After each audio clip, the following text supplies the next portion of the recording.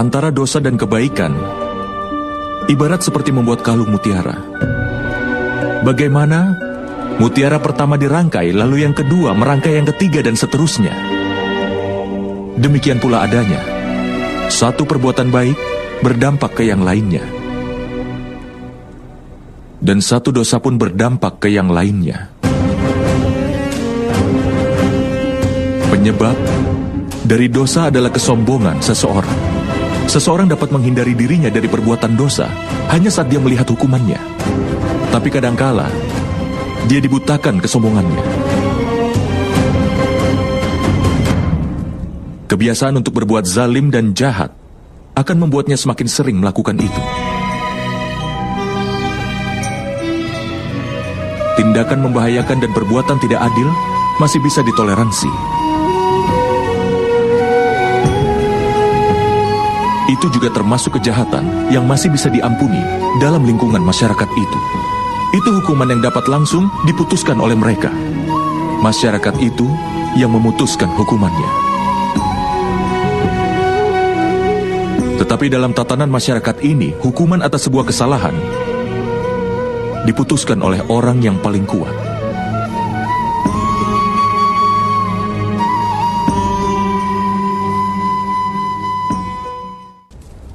Apakah kau tahu batasan dari pengorbanan bagi orang-orang yang mencoba untuk membangun kebenaran?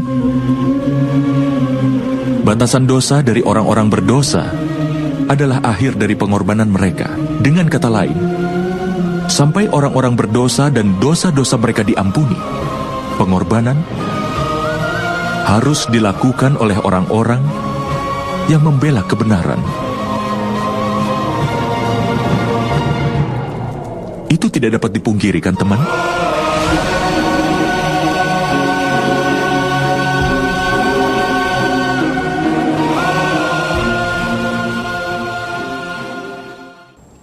Makhluk yang lahir sebagai manusia biasa tidak akan bisa melakukan keajaiban. Orang yang lahir dari rahim seorang wanita, maka dia pasti terikat oleh aturan dari dunia fana. Kelahiran, usia, tua, penyakit, kematian tidak akan pernah bisa dia lepaskan.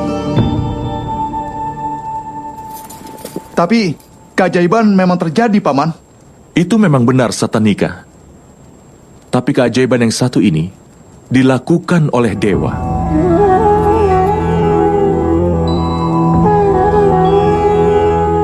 Ketika orang dengan segenap ketulusan jiwa dan raganya mau menghapus kejahatan dan membangun tatanan hidup yang baik dan benar,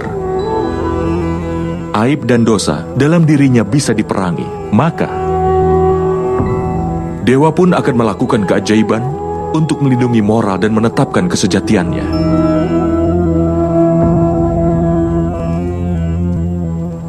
Ketika seseorang berserah dan membuang keegoisannya dan segala dosanya, dan dia pun sudah siap untuk mengorbankan segala miliknya, maka seluruh makhluk ciptaan akan diberkahi dengan mukjizat.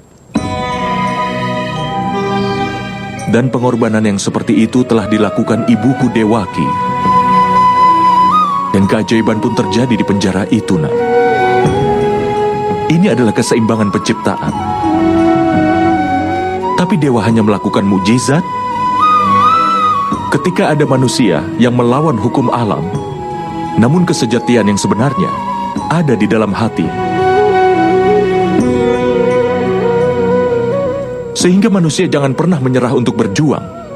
Setiap kali seseorang berjuang untuk menghindari dosa, bahkan dalam bentuk perjuangan yang sekecil apapun, maka dewa akan melakukan mukjizat untuk melindunginya. Artinya, kalau kalian ingin mencari bantuan dari alam semesta ini dan juga dari para dewa, maka pertama-tama berserahlah dan jauhilah keegoisan dari segala dosa. Belajar tetap tegar di segala keadaan. Tapi ada satu kebenaran.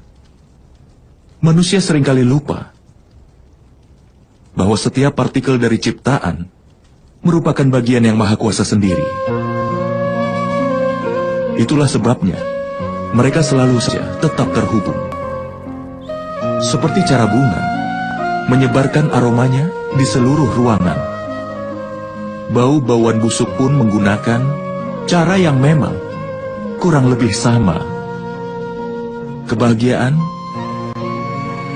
dan kesedihan manusia bisa mempengaruhi dunia ini.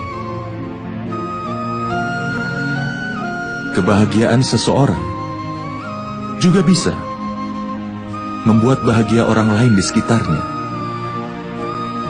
Kesedihan seseorang pun bisa pula membuat sedih orang lain di sekitarnya.